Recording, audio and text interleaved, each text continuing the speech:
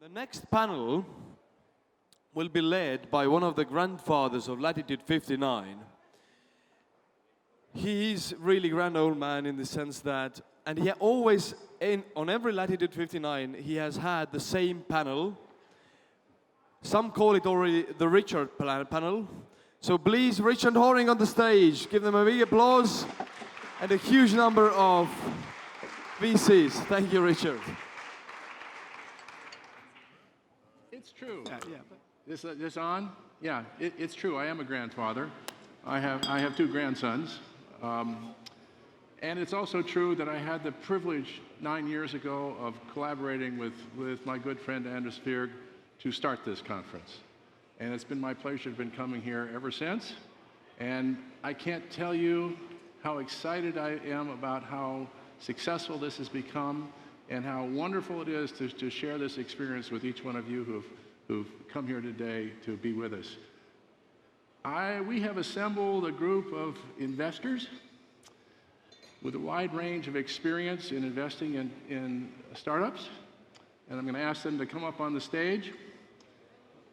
Where's my panel? Come on up.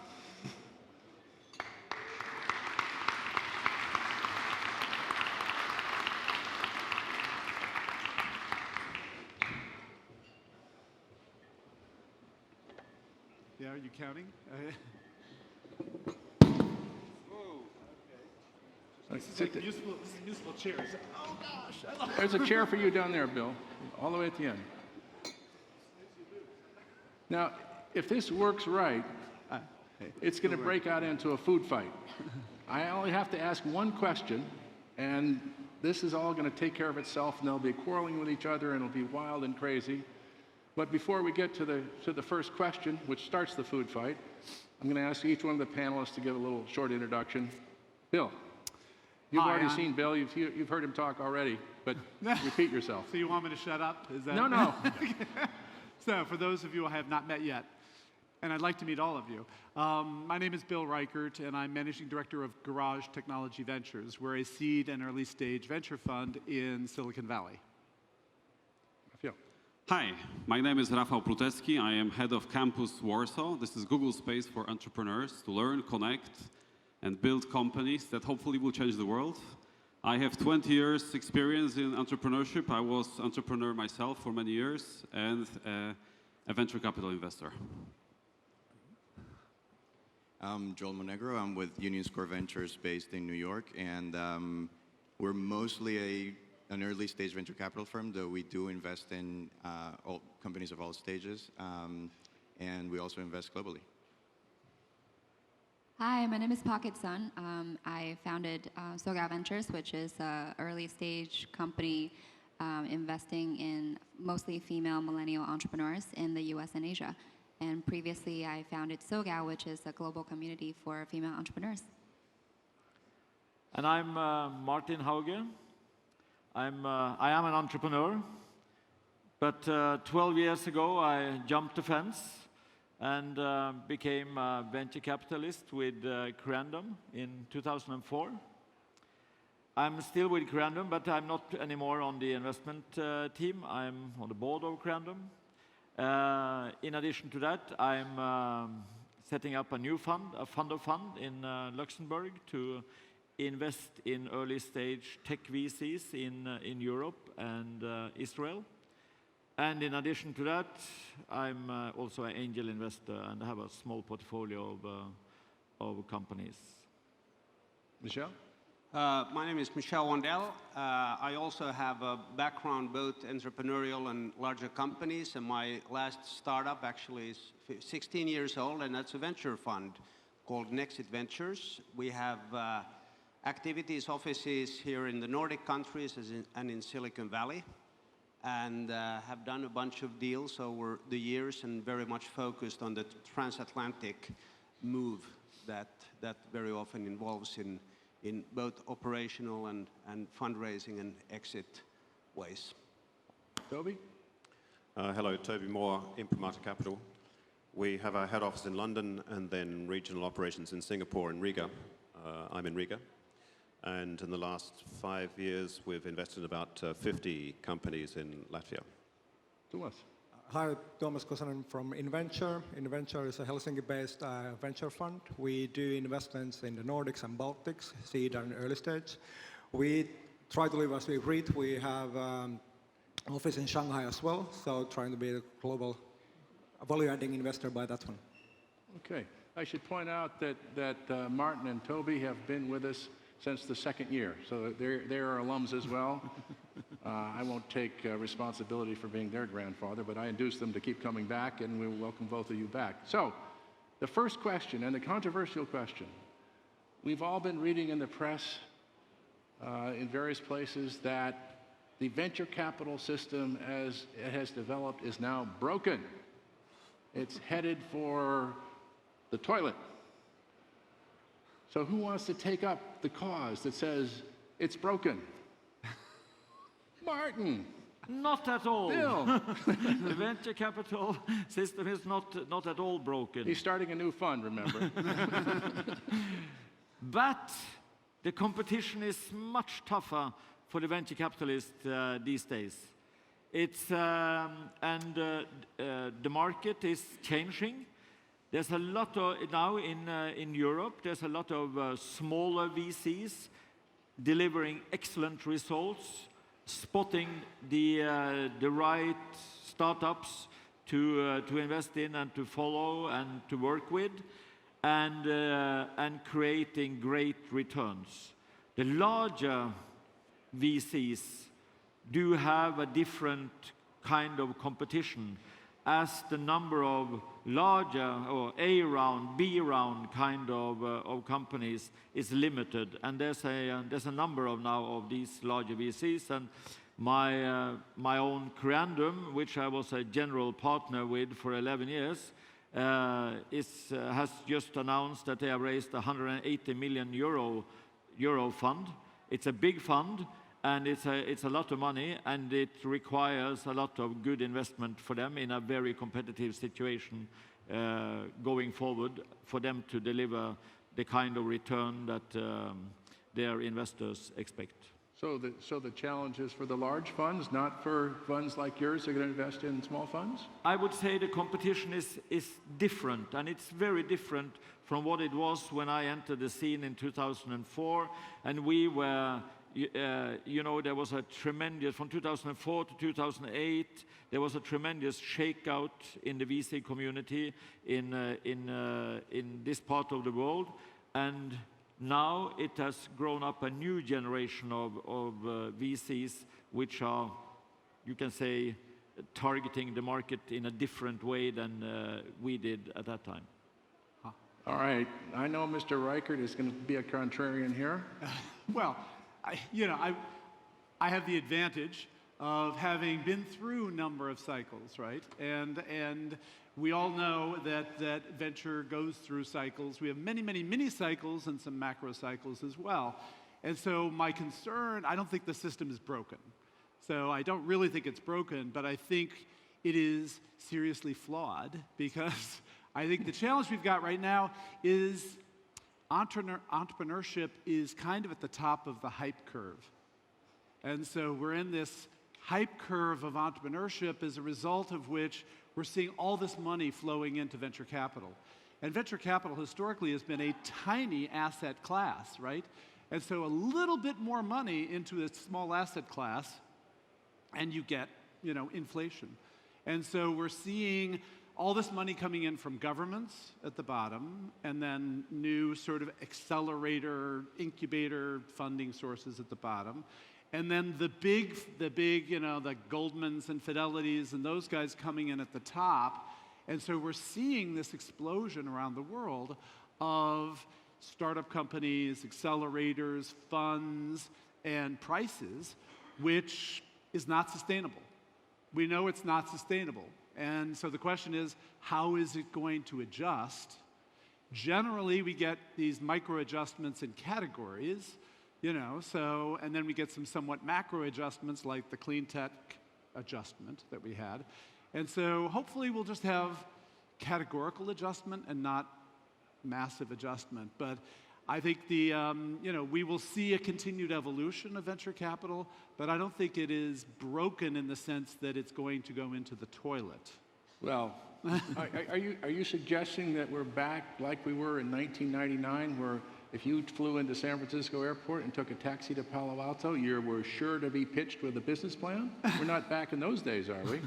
Well, you know, I wish it were 1999, but because the bulb didn't burst until 2001, right? Okay, so, but no, I think, yes, I mean, we are over-invested sort of across the category. And so it creates the problem of, you know, this is a funny thing for a capitalist to say, but, you know, the too much competition, right? It's, you know, when does a capitalist say there's too much competition? You know, when you have 12 different food delivery service companies funded by venture capital on the peninsula alone, right? I mean, 1999.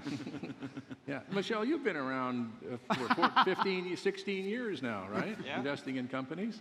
So, where are we with this discussion? Do we need to do something different to refresh the venture capital business, the way that companies get funded? Do we need a new vehicle to do it?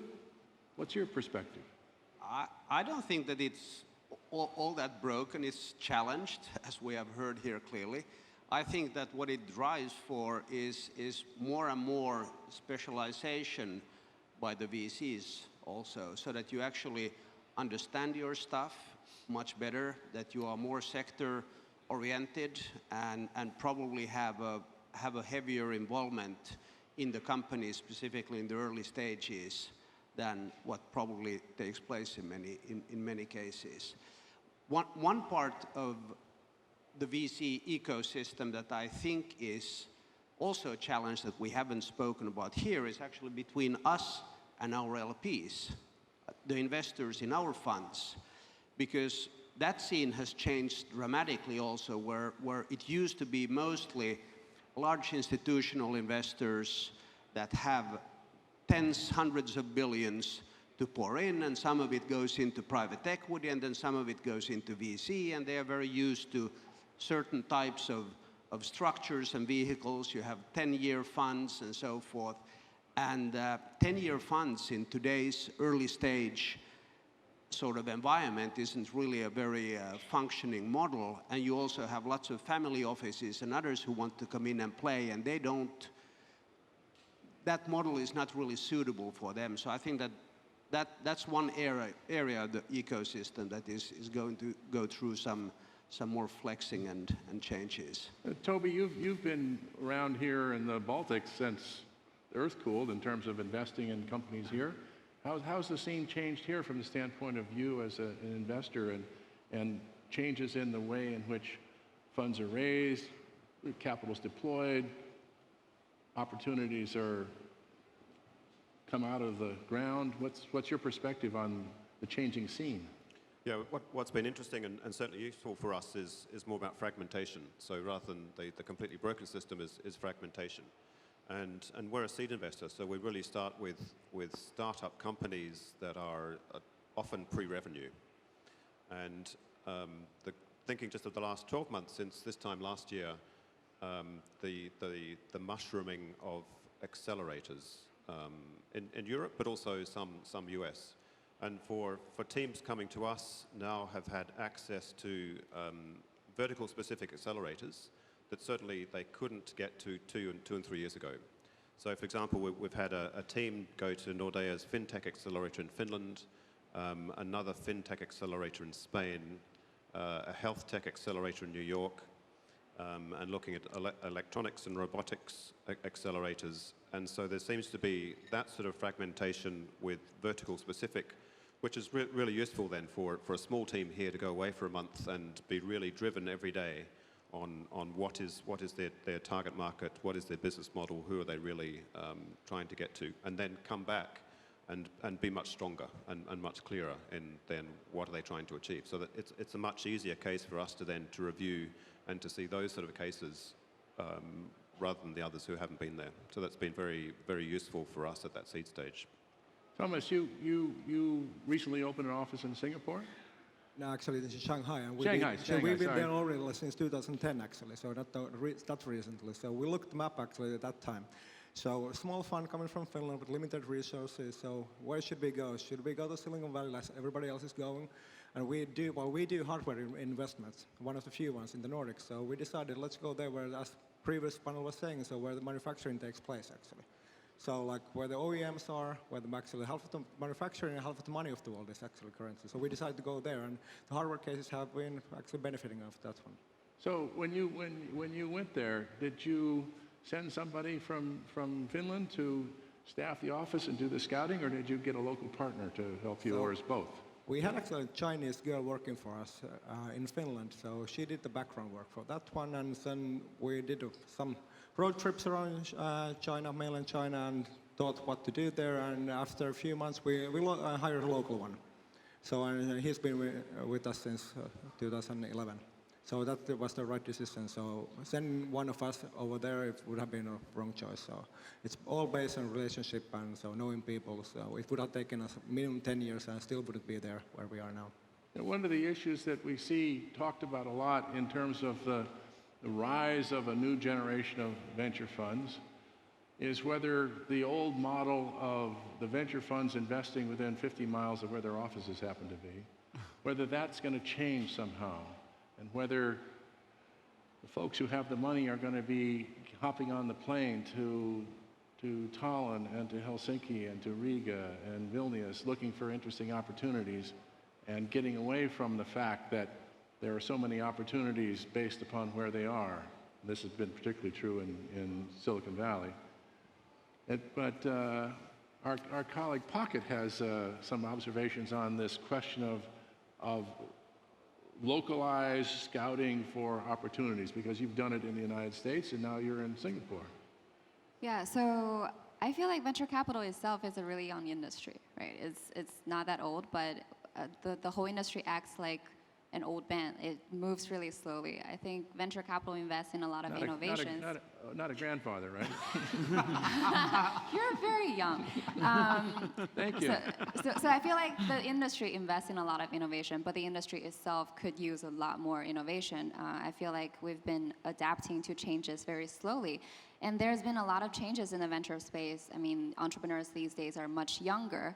And if it's necessary for the entrepreneurs to be able to communicate with their investors smoothly, then the investors will need to, adapt to the younger generation, and there needs to be, younger VCs.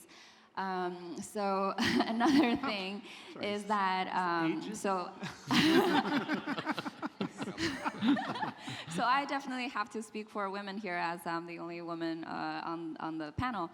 I feel like it's very necessary to support diversity, and that's not just about women, it's also about minorities, about young first-time founders, and we need to have people on the investment team who can understand them, who can talk to them, and who can really be their sidekick. And that's our definition of being a venture capitalist. It's not about being an advisor, being an a kind of a supervisor on the company. It's more about being best friends to the entrepreneur and make sure that they can call us whenever they want.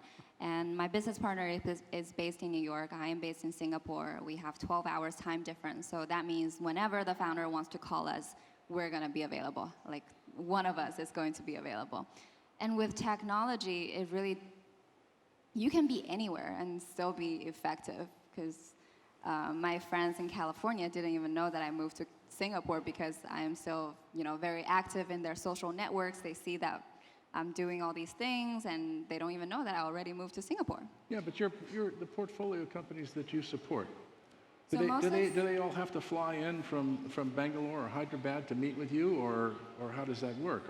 Are you actually investing in companies that are within 50 miles of Singapore? I invested in one company in Singapore, and they are operating in 10 cities across Asia and the Middle East. And I travel a lot in Asia, so everywhere I go, I meet with their local people there and try to introduce them to new customers and stuff. And most of our portfolio companies are US based, but we can still easily schedule time to talk to them, and talk to them via email, introducing them to strategic partners in Asia, helping them connecting the dots with potential partners in Asia. Is that a good substitute for the personal touch that used to rule the relationship between the founders of the company and the investors, which is, Michel's in Silicon Valley. He travels the world, but the companies that he's invested in the United States, they used to be predominantly in Silicon Valley, and it's an hour and a half drive from San Francisco to Palo Alto, but nonetheless, it's doable to have board meetings and interaction and so forth. Are these technologies like Skype, video, and whatever, are they actually good substitutes for the old kind of face-to-face relationship that existed when you and Martin were kids? Oh, they certainly help, but you can't do stuff just with Skype and all these other sort of collaboration tools and so forth. But certainly it makes it easier. What, of course, hasn't changed is that there is still the time difference you have between these different places, and that's really one of the biggest challenges of sort of global business in general is to catch people at the right time and have them in this right sort of frame of mind and the right place in their energy curve and all that stuff. That is, but communications is not really that big of an issue. Joel, you're, Union Square Ventures, the perception is that almost all of your portfolio companies are within 50 miles of New York, at least where the leadership team is. Is that a correct perception or not? Of our portfolio companies? Yeah. Not at all. We're based in New York, and I would guess that, or I would say that about a third of our portfolio is based in New York. Early on in the beginnings of the firm, it was mostly New York. Union Square is known for really helping start the tech ecosystem in New York City. But very quickly, we began investing in San Francisco and Silicon Valley, which entails making trips every so often, that 5-hour flight. And when we started investing in Europe, we come to Europe very often. I do think that tools help. You have Slack, you have Skype and those things. I don't think they are a substitute or a good substitute for just, face-to-face, in-person board meetings and offsites and collaboration sessions and brainstorming sessions. I think you have to be able, if you want to invest successfully globally, you have to be able to walk the walk, not just show up on video. And I'm in Estonia right now. It's a I don't know how long. And going on a team retreat too. Right, I'm here for one of our companies that is based here, Jabatical, which many people on the stage know. And it's not easy. You have to get on a flight, you have to be, deal with jet lag, and you have to wake up early when you don't want to, and you have to, go through customs and all those things that nobody wants to do. But I think it's an important, if you're an active investor, I think it's an important part of managing an investment is showing up for a bunch of reasons, for governance reasons, for discipline reasons, and also for commitment reasons. Fully agree with that one. So just looking at this crowd at the moment, so these events are getting bigger and bigger each year. It's no matter what kind of tools you're using, people still want to meet each other. And so it's people's business, no matter where you are, people want to interact personally. And there are probably, upwards of 23 nationalities here today, probably more. So, this, as when we started 9 years ago, it was 35 people in a small, uncomfortable room at the Radisson Blu, and now here we are with people who have come from all over the world. But let's go to Warsaw for a minute. Let's talk about what's going on in Warsaw, and because you mentioned earlier that you were both an entrepreneur, you've been an investor, and now you've got a somewhat unique operation going in Warsaw. Tell us a little bit about that and how that fits into the ecosystem of raising capital, growing companies, and working with entrepreneurs. So I liked your opinions about the broken business model of venture capital. And actually, I remember about 20 years ago, I heard the scream that there is too much capital chasing too few high-quality deals. 10 years ago, it was the same, and I guess this year is the same. Yeah, Bill Gurley said it 3 times in the last 6 months. Yeah. So this is I think the typical state of the venture capital industry, that The number of high-quality deals is not as high as the venture capital industry would like to see. That's why the asset class is not as large. So what we do at Campus Warsaw, our mission is regional. We are planning to support the startup ecosystem and the startups from across the region. We have, after 6 months of operation, so we are very young, we have 6,000 members, entrepreneurs building companies at various stages. So we see companies that come with just an idea to dominate the global economy in some sort of a segment, but we suddenly meet entrepreneurs that run a company for 3 years, and they are already $250 million in revenue. And I never heard about them. They are in a small city somewhere in Poland. So there are amazing stories across the region, and I'm sure that we will know about them very soon. And one of our missions is actually to promote the startup ecosystem from the region to the world, to the region itself, and to Silicon Valley. In terms of what I see, the most successful venture capital firms, I have been above raising money, I have been supplying money to companies, and one model that is particularly successful in the region is the multi-stage approach because of the problems with liquidity. So if you are a seed stage or a very early stage fund investor, you find this great team with a great product, they have early traction, and they suddenly need a huge amount of money. And there is no money available like this in the region. So either they go to the US or to London, or they are very, very slowly developing. So the multi-stage approach actually allows the VCs to supply the money for the next stage and protect the valuation of the company, not to have a sort of not fire sale, but a fire share issue.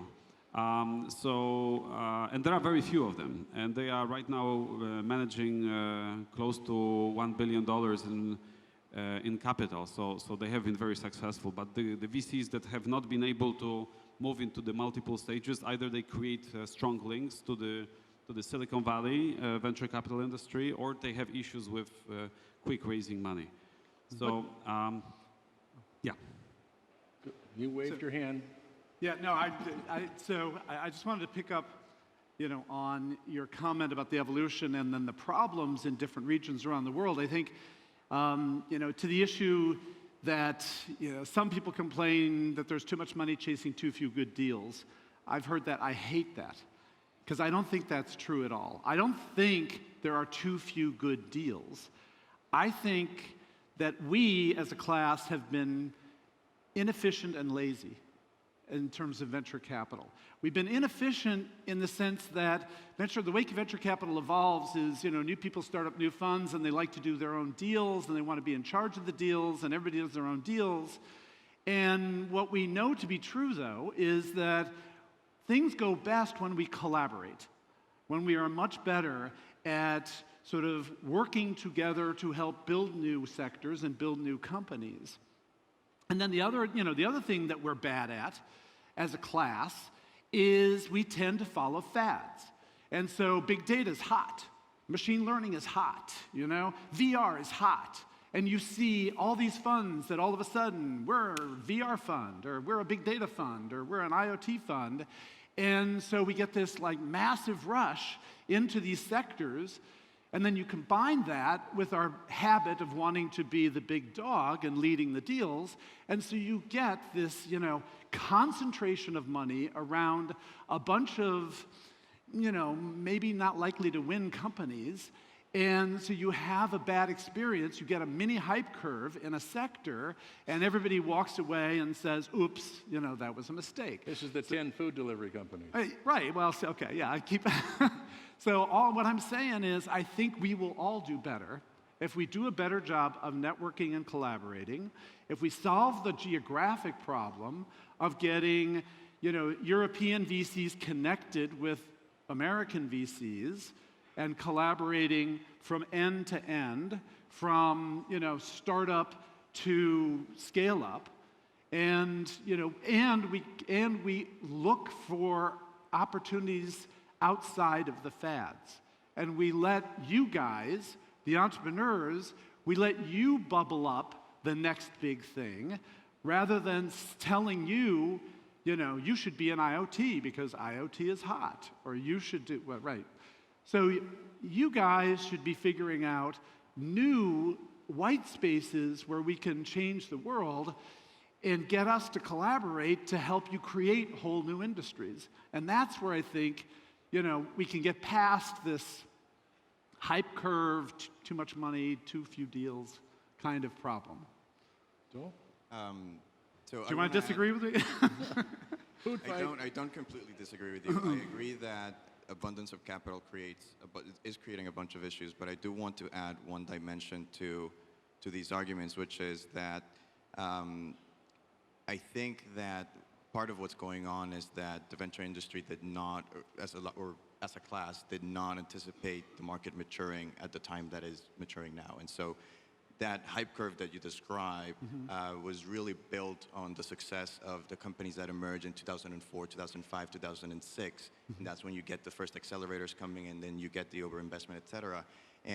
But when you look at how a market matures, it looks like the curve looks like this and then flattens off as the market consolidates among big companies that begin to squeeze out more value out of the sector, out of the industry. So what's a practical example of that? You look at all the things that you mentioned that are hot, right? So VR is hot, IoT is hot, the machine learning is hot, all those things, they're hot, yes, but they're not interesting. And the reason they're not interesting,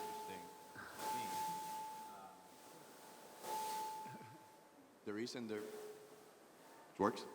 reason they're not interesting, at least to me, is that because the market is consolidating, most of the value in those new technologies are going to be captured by the Googles and the Facebooks and the incumbents, the Amazons, et cetera. So who's going to, there's a lot of companies wanting to be the social layer of VR, but the social layer of VR is going to be Facebook. A lot of people want to be the smart assistant, the smart bot, but the smart assistant, smart bot is going to be Google, is going to be Amazon, is going to be Apple. And so, those are effects of the market maturing. And so we have a wealth of capital in a maturing market. And that's in a maturing market that is, so you have the consolidators basically squeezing all the value out of the technology industry because they begin to consolidate both vertically and horizontally. Google moves into new products, Facebook moves into new products, et cetera.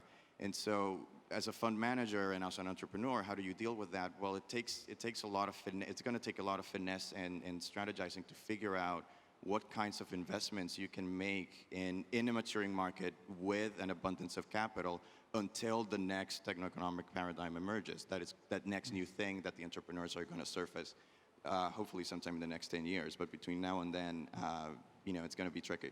Do you think there's too much concentration of power in the FANG companies? Is that, Facebook, right. Amazon?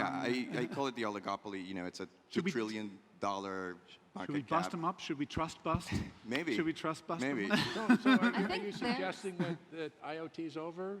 VR's over? It's not over. For passe? consumers, it's going to be fantastic for consumers, right? Smart home assistants, chatbots, all those things, hopefully they're going to be great. VR is going to be, awesome. But if, that's great for a consumer, that's great for the companies that are going to capture the value of those technologies. But they already left the train station, right?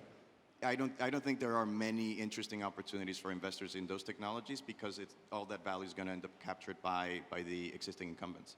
And they have every incentive to do so because when the market matures, as the incumbents begin to exhaust the value of their layer of the stack, they begin to, release new products. They integrate vertically by, killing their ecosystem by building basically, applications that compete with the ecosystem built around them, or they consolidate horizontally and go into new products. So you look at Amazon getting into the video streaming business and getting into the music streaming business. Right now it might look like, oh, Netflix is so much better, but Amazon has the revenue and the balance sheet to be very patient and take Amazon Video to a point where it's better than Netflix. And same with Apple Music. Apple Music, comes out, everyone says that it's not a great product, and then everyone says that Spotify is still going to win, but Apple has the time and the patience and the money to get Apple Music to a point where it's more valuable and more useful than Spotify. Despite the rumors they want to get out. Sorry? Despite the rumors that Apple wants to get out of the music business. Michel, rumors. Yeah, actually, to Bill's point of that there is many things that can be done on this side of the table to make things better by collaboration and so forth. I think specifically in Europe, there is one thing that on the entrepreneur side can be much better, and that is actually looking at where you take the money from. Because with the abundance of money that we have, people run up the valuations and it becomes sort of interesting to get it from one place. I still think, and I'm old school in this, I guess, but I still think that we have something else to bring to the party than the cash. And making sure that the investors you take in actually sort of has the right background or whatever you are looking for to do with your company, how you can get some resource, some knowledge, contacts, this and that out of the equation, not only the money.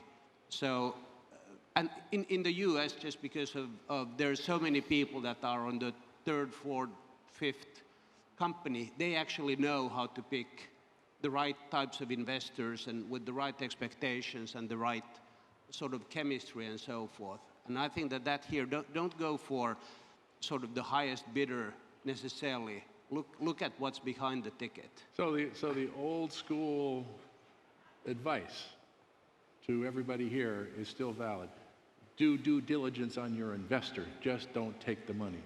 What do they have besides the money? You can get money from a bank, but that doesn't help you very much in terms of building the company other than what ruses you can make of the money. Do due diligence on the investors. Son. So I think there's a lot of groupthink in venture capital. So if Sequoia, let's say, they're interested in a company, then within 24 hours, everyone on Sand Hill Road would want to get into that company. So this causes a lot of pattern recognition, right? And it causes, money off flooding into the same kind of company, the same kind of entrepreneurs, and I think that's, not a very smart idea.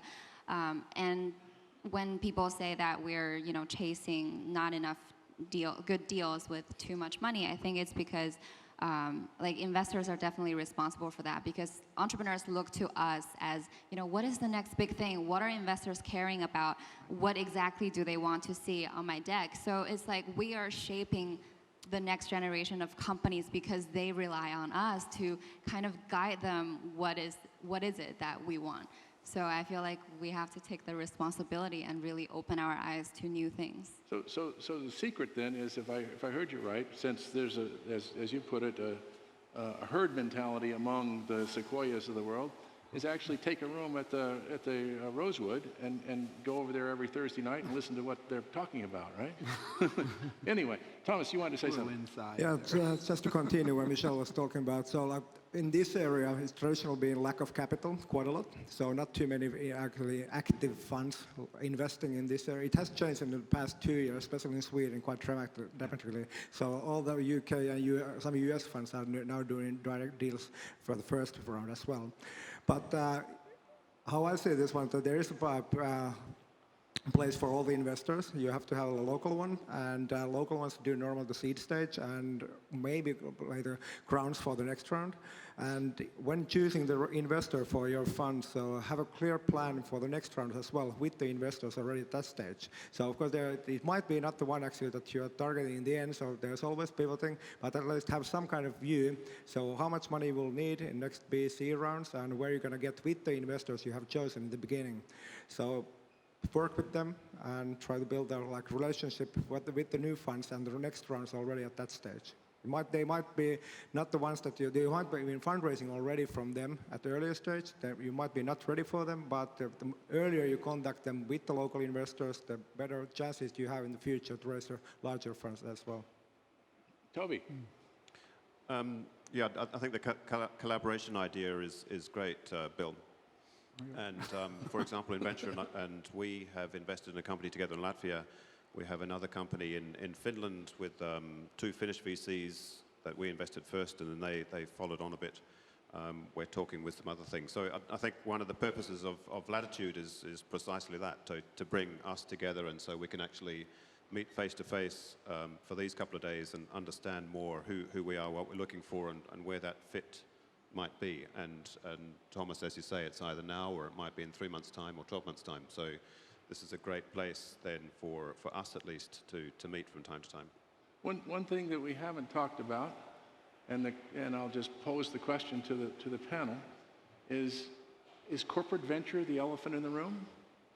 Nobody's mentioned the corporate venture folks.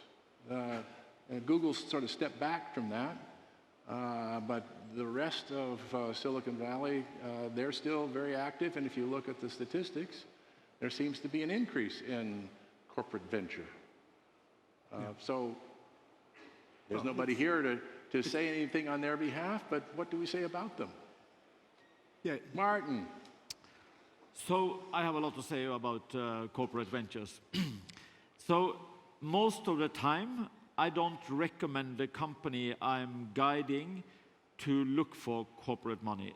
There's mostly every time a snag with it that makes it difficult for you to raise your next round.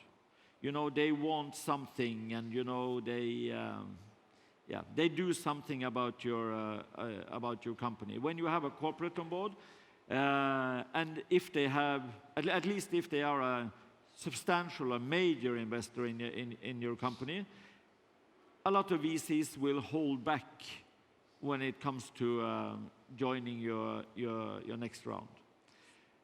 On the other side, there is a difference between corporate ventures, because some of the large companies, they have corporate ventures that are real venture companies, so they make the deals on arm's length. There is no snags in the investment agreement and shareholder agreements, and they act very professionally. And I don't have to mention one, but I think I have a colleague up here who is, I will give that to them.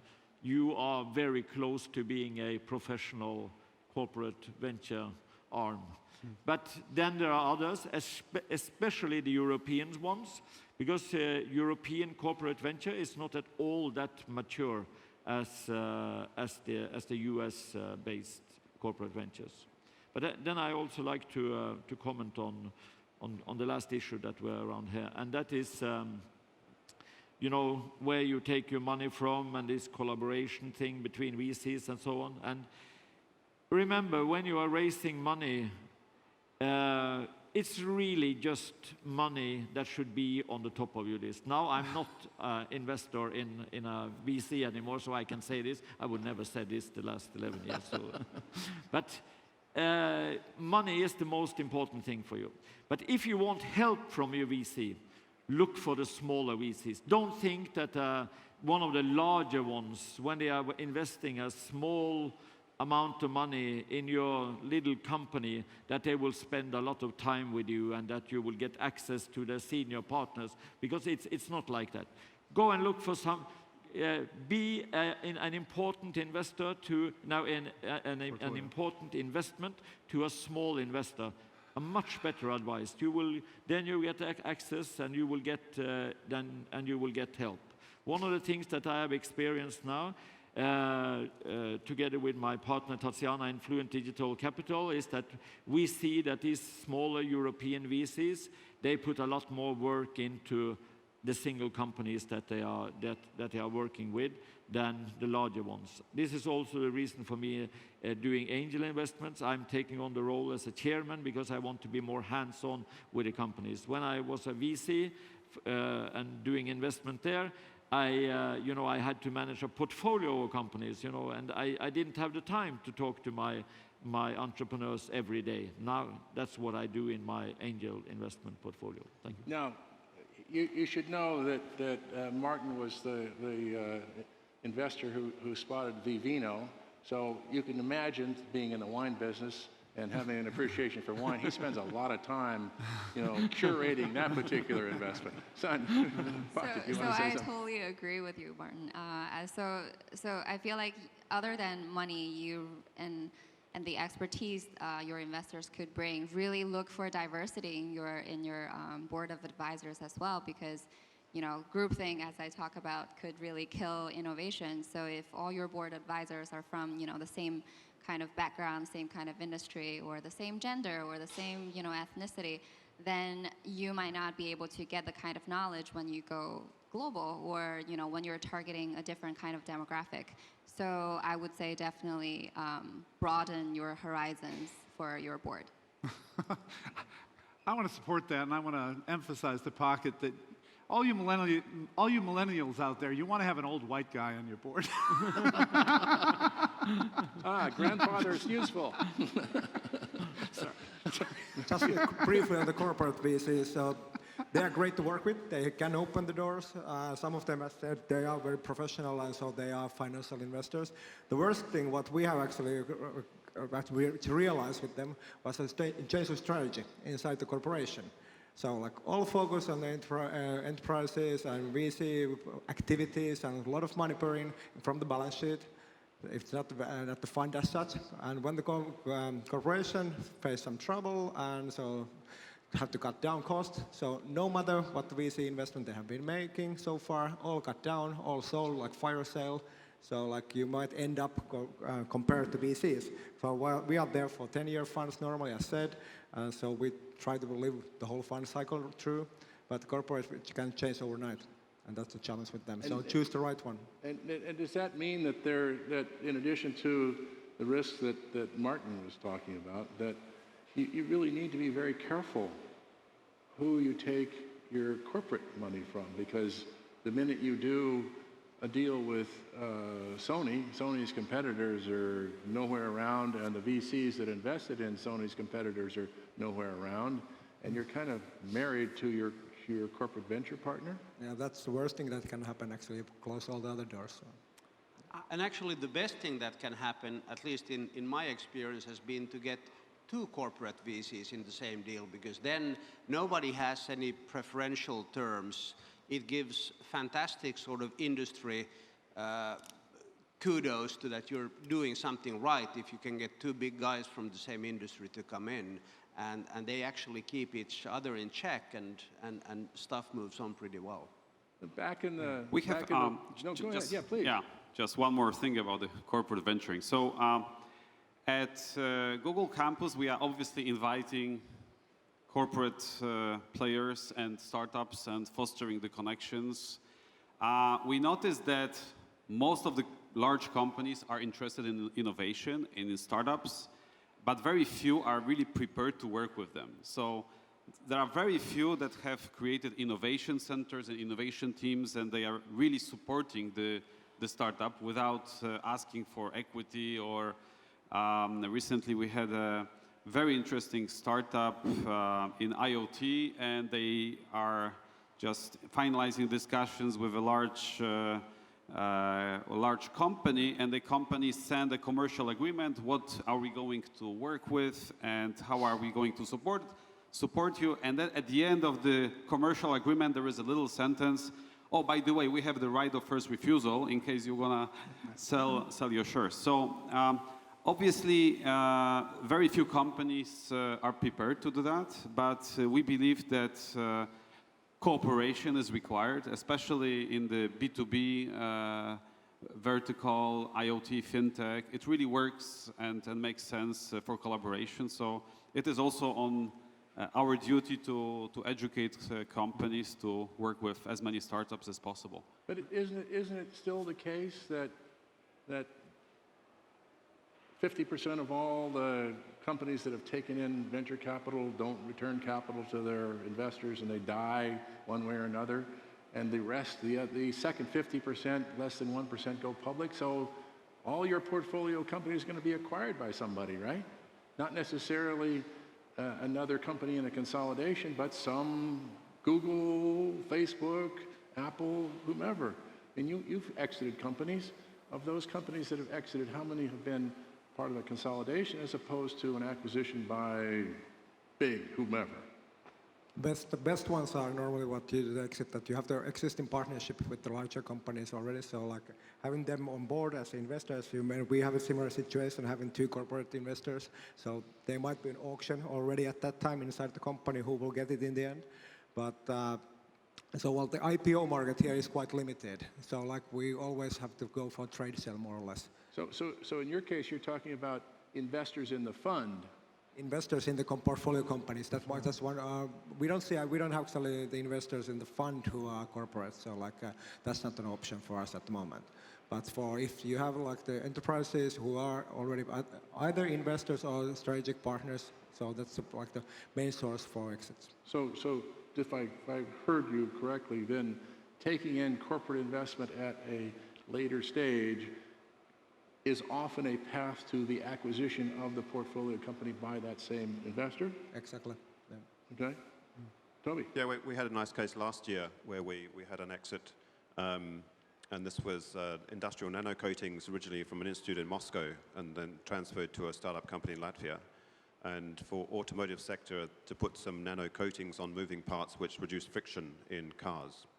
And the ultimate buyer, based in Germany but operating all over the world, was a customer. And after a year or so, they said, we really like these coatings.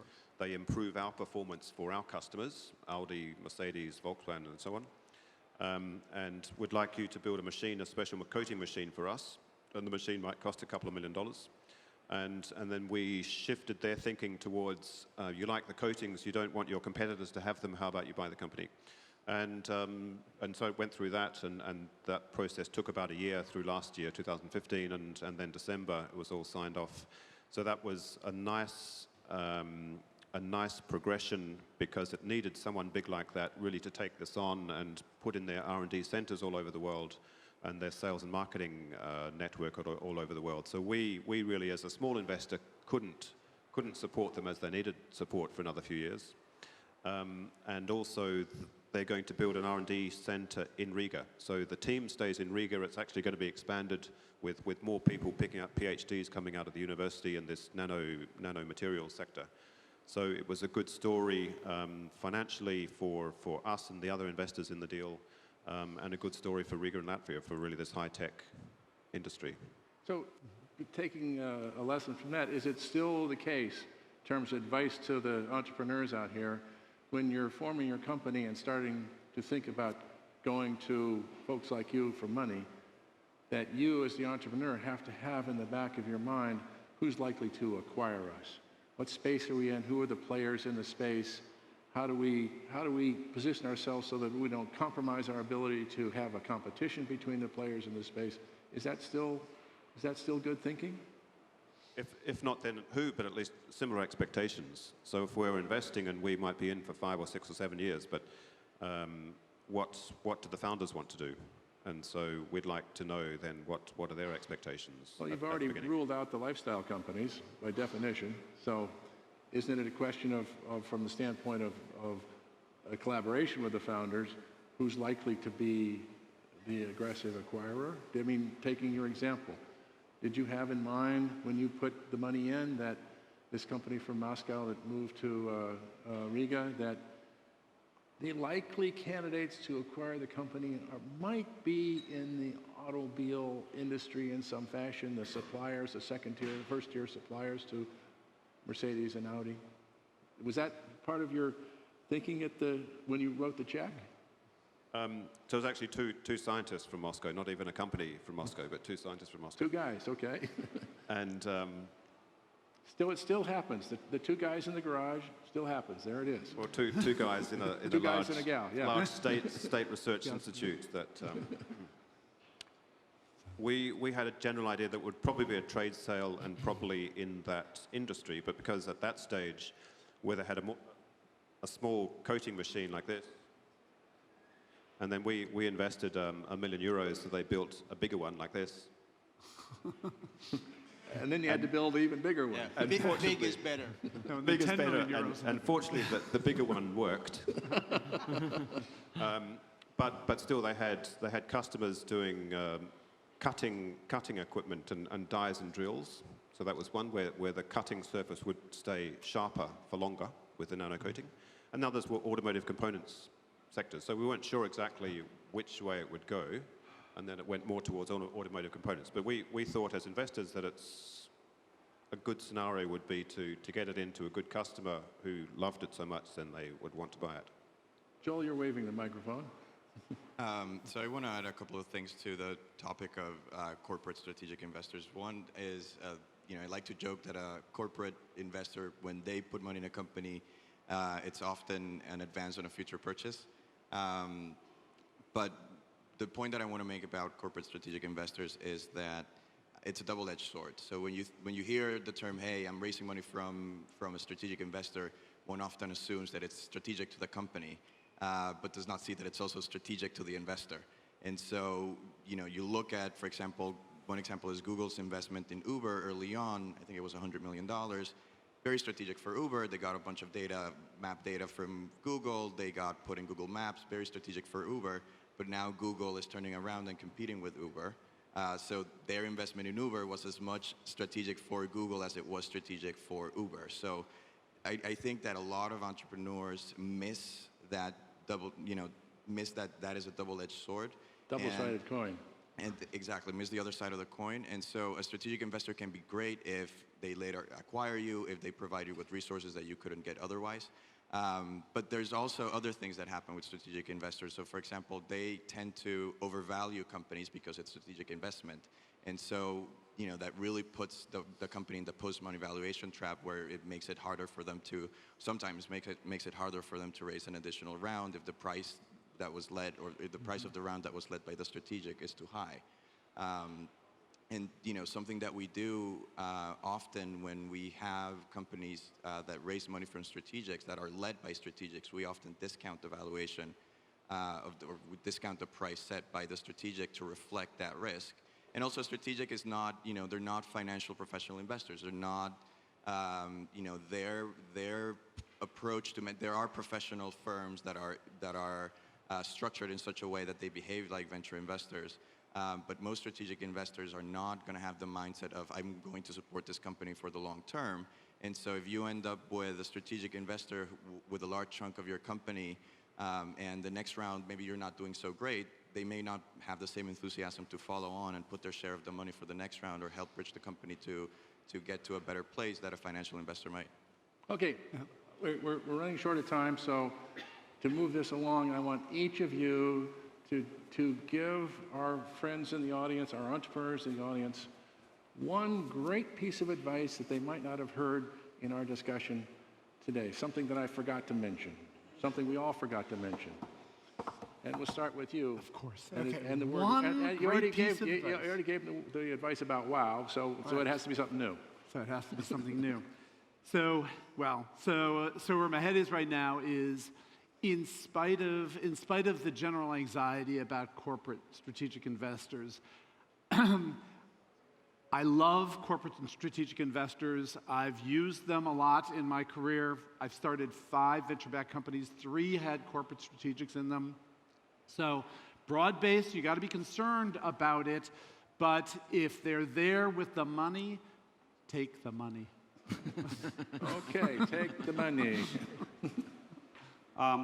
So for the first-time entrepreneur, for very early stage startup, I would say find an accelerator that gives you both knowledge, expertise, and some funding for a small piece of equity.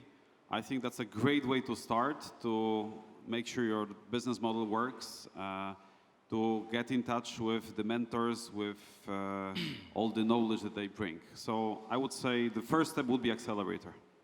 Take a ticket to Warsaw. Warsaw or wherever.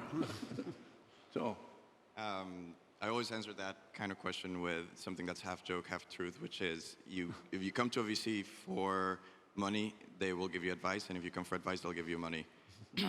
And that actually happens more frequently than you'd imagine. My advice would be find investors who you would be comfortable with on Snapchat. It's a really, a true test to what kind of relationship you can have with your investors. It has to be transparent and close, and you can be okay with, being vulnerable in front of them. And also a plug, we're doing a global startup competition that's female-focused called Her Startup. So look it up and apply.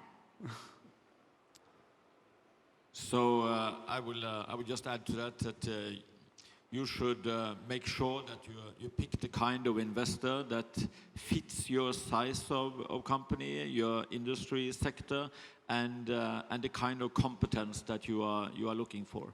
And then I would like to also add that I'm really looking forward to the next couple of years when a lot of great entrepreneurs will return to Europe when a new president of the United States will stop issuing visas and renewing them. And you know, that will bring great opportunities to all of us. Thank you. Nothing to do with venture capital, but I think that entrepreneurs of today have to every morning wake up and think about their focus and how they can get slightly more focused than what they were yesterday. Do less things, but better, rather than the other way around. And ours is very much a people business. So get out and talk to people face to face, like here today and other places. And to continue that one, so when you're raising funds, so have a team around you. Don't try to be alone. So it's a people's business, and we want to invest in teams, not a single ones. Okay, let's have a round of applause for our panelists. Thank you, guys. Let's do a picture as well, because I think our time is up, and we're already 5 minutes into the break. I want to make one last plug for the e-residency program. As the years are going to unfold, it's going to be easier and easier to go through the process of getting the e-residency card. I said earlier today when they were on the stage, the consul for, I'm the honorary consul for Estonia in Silicon Valley. All I can do is provide an office where the consul comes from New York to deliver the e-residency cards and take your fingerprints. That's the last step in the process. But she's coming 4 times a year to Silicon Valley. So include in your next visit to Silicon Valley the application online and then pick it up at the consulate in Silicon Valley. So, Richard, I actually have a question to you. yes. You have been here nearly 10 years in a row or even more. What brings you to Estonia all the time? What is it, what draws you here? The opportunity to interact with a lot of very interesting people doing a lot of interesting things, interact with my colleagues in the venture community. It's, honestly, I found as I go around the world to lots of interesting places, to Shanghai and Singapore and Bangalore, that the most interesting combination of all these elements, including the government, is here in Tallinn, really. Thank you.